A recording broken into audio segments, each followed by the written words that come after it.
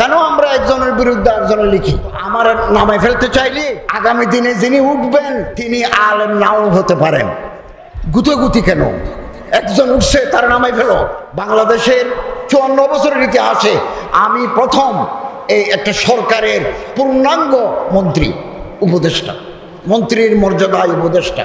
আগে যারা ধর্ম উপদেষ্টা ছিলেন তারা ছিলেন state minister, deputy minister, not full cabinet member.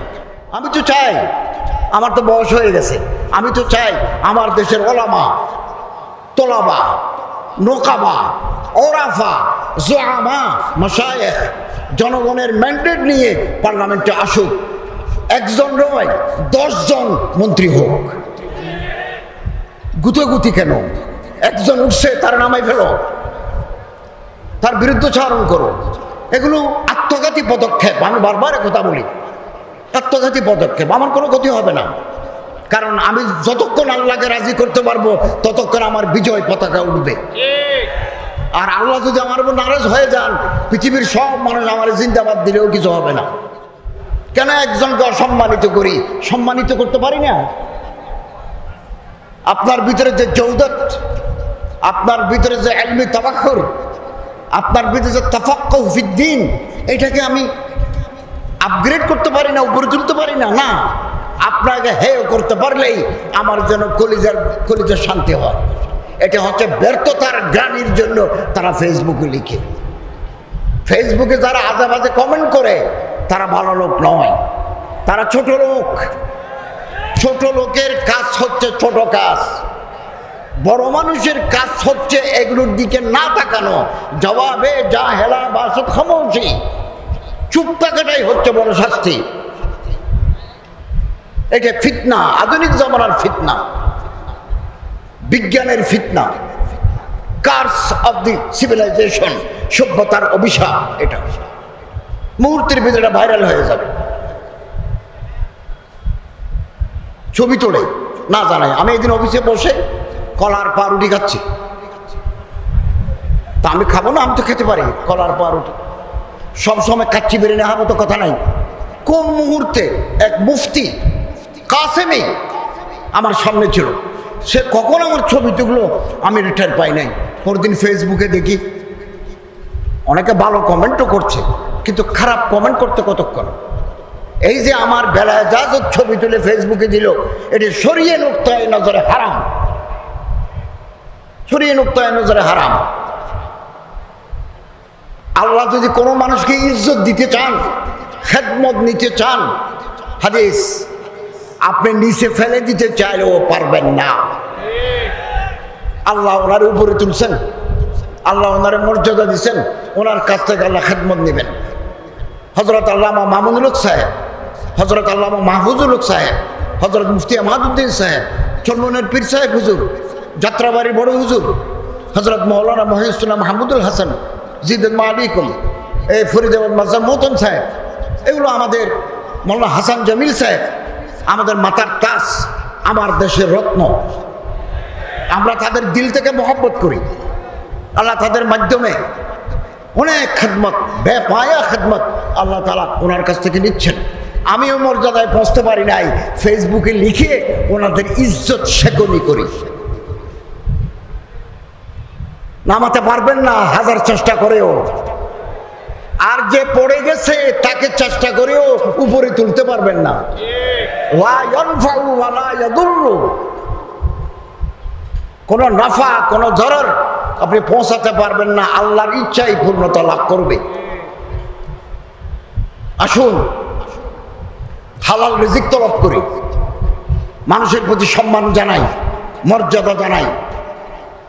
যিনি মান তাওয়াযা লিল্লাহ রাফাহুল্লাহ, যে বিনয় প্রকাশ করলো উনি উপরে উঠবেন, আর যে কিবির ফখর করবেন আল্লাহ তাকে নিচে ফেলে দিবেন। এটা রাসূলের সিরাত, রাসূলের আদর্শ, রাসূলের আদর্শ। শরীরের ভিতরে রক্ত আছে 5.5 লিটার, হাড্ডি গোস্ত আছে কত 60 থেকে 70 কেজি। এক ফোঁটা রক্ত, এক টুকরা গোস্ত, এক টুকরা হাড্ডি যদি হারাম দিয়ে তৈরি হয়, লা ইয়াদখুলুল জান্নাতা জাসাদুন গুযিয়া বিল হারাম, এই শরীর বেহেশতে যাবে না। 1 বছর পার করে দিলাম, আলহামদুলিল্লাহ অনেক অভিজ্ঞতা অর্জন করেছি। এদেশের মানুষ আলেম আমাদের মহব্বত করে, ইসলামের কথা যারা বলেন তাদের মহাব্বত করেন, আসুন আমরা জনগণের কাছে যাই।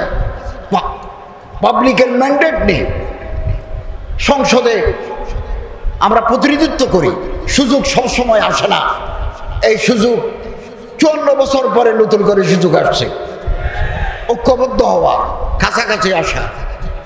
কুল্লু মুমিন আখুল মুমিন, কুল্লু মুসলিম আখুল মুসলিম, ইন্নামাল মুমিনুনা ইখওয়া। ঐক্যবদ্ধ শক্তি, ঐক্য শক্তি। পৃথিবীর বহু জাতি এগিয়ে গেছে, আমরা যেতে পারি নাই। ক্ষমতায় বসলে, সুযোগ পেলে লুটপাট করা, সম্পত্তি গ্রাস করা আমাদের ফ্যাশনে পরিণত হয়েছে। আলহামদুলিল্লাহ, কোন আলেম, মূল ধারার কোন আলেম দেশের সম্পদ লুণ্ঠন করে বিদেশে তারা বাড়ি তৈরি করে নাই, কোন আলেম করেন নাই। আলেমরা যুগ যুগ ধরে, 100 বছর ধরে, 1000 বছর ধরে এই ভূখণ্ডে দ্বীনি তালিম, দাওয়াত, তালিম, তাজকিয়া, তাফাক্কুর, তাদাব্বুর মাধ্যমে দ্বীনের খেদমত করে আসছে। এই আলেমদের অবদান জাতি কোনোদিন ভুলতে পারে না। তৈরি হন, ভালো আলেম দরকার আমাদের, ভালো অনুবাদক দরকার, খুব ভালো আরবি জানে, ভালো তরজমা করতে পারে, এরকম মানুষ আমাদের দরকার। ভালো মুফতি, ভালো মুফাসসির, ভালো মুহতামিম, ভালো উস্তাদ, ভালো কারি, ভালো মুফাসসির আমাদের দরকার। লেখাপড়ার প্রতি আমাদের মনোযোগী হতে হবে, না হলে রসুলের সিরত আমরা মানুষের কাছে পৌঁছাবো কি করে? আমি একথা নির্দ্বিধায় বলি, আগামী প্রজন্ম যে তরুণ প্রজন্ম, তাদেরকে যদি আমরা চরিত্রবান বানাতে চাই, নেককার বানাতে চাই, দেশপ্রেমিক বানাতে চাই, তাহলে সিরতের আদর্শ তাদের জীবনে প্রতিফলন ঘটাতে হবে। যারা দেশের সম্পদ লুট করে খায়, দেশ বিদেশে পাচার করে, আমি সব জায়গায় বলি, তারা কোনোদিন দেশপ্রেমিক হতে পারে না। এই দেশ আমাদের সবার।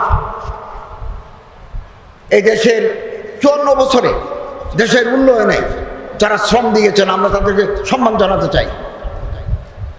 ফেব্রুয়ারিতে যদি নির্বাচন হয়, আমরা ঘোষণা দিয়েছি, সরকার ঘোষণা দিয়েছে ফেব্রুয়ারিতে জাতীয় নির্বাচন, রোড ম্যাপও ঘোষিত হয়েছে। যখনই নির্বাচন হবে ঘোষিত সময়ে আমরা নির্বাচিত সরকারের হাতে ক্ষমতা হস্তান্তর করে আমরা পুরনো ঠিকানায় ফিরে যাব, আমরা আমাদের জায়গায় চলে যাব। আমরা এটা প্রতিশ্রুতিবদ্ধ। অতএব আমাদের অন্তর একেবারে পরিচ্ছন্ন। আমরা রাত দিন পরিশ্রম করছি, রাত দিন। 2500 একর ওয়াকফের জমি বছরের পর বছর ধরে জবল দখলকারীরা দখল করে নিয়েছে, ব্যাহত হয়ে গেছে সারা বাংলাদেশে। 2500 একর। আমি কিছু উদ্ধারের ব্যবস্থা করেছি। এই কিশোরগঞ্জ, ব্রাহ্মণবাড়িয়া, চট্টগ্রাম, সিলেট, যশোর, নওগাঁ, আমরা বেশ কিছু জমি উদ্ধার করেছি, আরও কিছু উদ্ধার করার চেষ্টা করব। বিভিন্ন মাজারে, মাদ্রাসায়, ওয়াকফ জায়গায় লক্ষ কোটি টাকা জমা হয়, এগুলো লুটিপুটে খাচ্ছে। এক শ্রেণীর সিন্ডিকেট করে এগুলো আত্মসাৎ করে ফেলছে। পাগলা মসজিদে গেছে কিশোরগঞ্জ, 90 কোটি টাকা ফান্ডে জমা আছে। জেলা প্রশাসক বলেন 90 কোটি 60 লক্ষ টাকা জমা আছে। তুরস্কের আদলে আমরা ওখানে একটা বড় কমপ্লেক্স করব, হেফজাখানা থাকবে, মাদ্রাসা থাকবে, তারপরে কনফারেন্স রুম থাকবে, লাইব্রেরি থাকবে, এবং ওখান থেকে লাভের কিছুটা অংশ ফতোয়া আছে। জামিয়া আমদাদিয়া কিশোরগঞ্জের ফতোয়া আছে, ওখান থেকে লভ্যাংশ আমরা গরিব দুঃখী মানুষকে দেব। আমরা এই দেশকে রসুল সাল্লাল্লাহু আলাইহি ওয়াসাল্লামের আদর্শে যদি আমরা গড়ে তুলতে পারি, তাহলে প্রতিটি ঘরে ঘরে শান্তি সমৃদ্ধির বার্তা পৌঁছে যাবে। দুঃখী মানুষের ঘরে আলো জ্বলে উঠবে। আমরা যদি যাকাত সিস্টেম চালু করে দিতে পারি, এই জন্য আলেম ওলামাদেরকে পার্লামেন্টে যেতে হবে, সচিবালয়ের সচিব হতে হবে। এখন আমার তো অনেক দরকার, আমার একজন অ্যাডিশনাল, দুজন অ্যাডিশনাল সেক্রেটারি দরকার, জয়েন্ট সেক্রেটারি দরকার, ডেপুটি সেক্রেটারি দরকার, আমার তো নাই। আমারে বলছে আপনি তালিকা থেকে ফিট লিস্ট থেকে নেন, কই? আমরা তো এক জায়গায় জমা হয়ে আছি। We have been confined within a particular platform. দুপখালা মাঠে দেখা যায়, বাইতুল ভিতরে দেখা যায়। কই রাষ্ট্র পরিচালনার জন্য, সেনাবাহিনী পরিচালনার জন্য, বিমান বাহিনী পরিচালনার জন্য, নৌবাহিনী পরিচালনার জন্য আমাদের তো লোক নাই। কাহাতুর রেজাল মানুষ তৈরি করতে হবে। আগামী দিন আমরা দুনিয়া থেকে বিদায় নেব।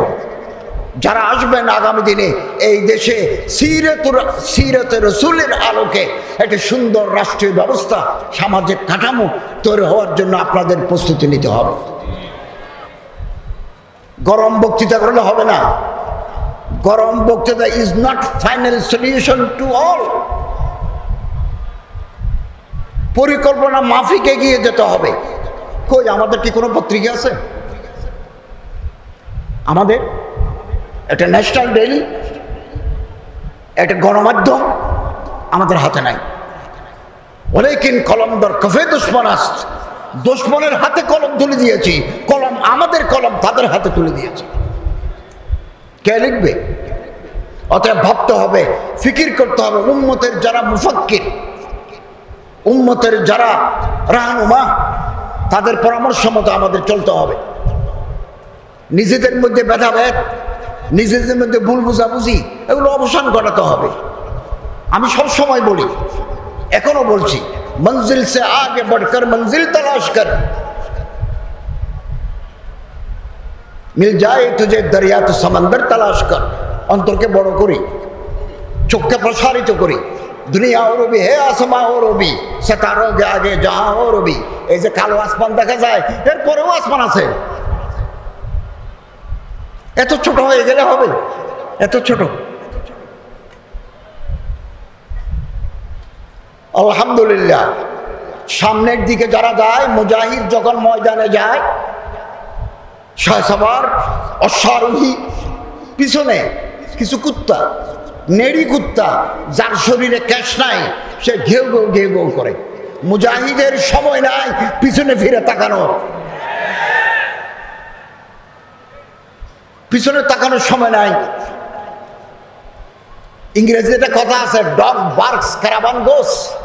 कुत्ता भोंकता रहेगा, कुत्ता भोंकता रहेगा, काफिला चलता रहेगा। যারা যায় উপরে, যারা উঠে, তারা নিজের নিঃশ্বাসের আওয়াজ নিজের কানে শোনে না, পিছনের গুলো শুনে। আমাদের অনেক বড় লক্ষ্য উলামায়ে কেরামের বেপায়া খেদমাত, কারনামা আমাদের তুলে ধরতে হবে। এতে বিশাল গোষ্ঠী যারা জীবন উৎসর্গ করেছেন দ্বীনের জন্য, তারা দুনিয়ার কোনো লাভের জন্য করে নাই। ওনাদের কারনামা, ওনাদের খেদমত জাতির কাছে আমাদের তুলে ধরতে হবে। ইনশাআল্লাহ আজিজ, আমরা সিরাত রাসূল, তাআম্মুলে সাহাবা, সাহাবায়ে কেরামদের জীবন কাহিনী, তাদের জীবন আদর্শ আমরা যদি মেনে চলি, সিরাত রাসূল, সিরাতুস সাহাবা আমরা যদি মেনে চলি, আমাদের জীবন 16 কলায় পূর্ণ হবে। জীবন আলোকিত হয়ে যাবে, নিজেও আলোকিত হব, পরিবারকে আলোকিত করবার পারবো, সমাজকে আলোকিত করতে পারবো, রাষ্ট্রকে আলোকিত করতে পারবো। অতএব দুশমন চিহ্নিত করুন, ভাইকে দুশমন ভাববেন না। আমি আবার বলি, আপনার ভাইকে আপনি দুশমন ভাববেন না। দুশমন আমাদের অন্যজন, ওই দুশমনকে চিহ্নিত করুন।